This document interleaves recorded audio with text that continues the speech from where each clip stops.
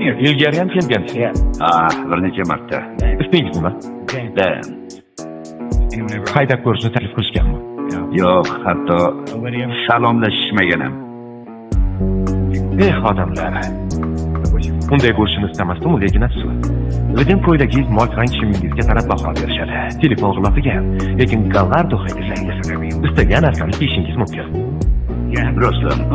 Lekin nafaqat buning uchun haydaysiz. Gap shundaki, bu mashina bebaho, bezakror ruh bag'ishlaydi. Salom. Men Nikolman. Haydab ko'rishga tayyormisiz? Yana topganman. Gallardoni olyapman. Bu xaridorga o'xshamaydi. Qachon ish boshlading? Bugun ertalab. Aytmadimmi?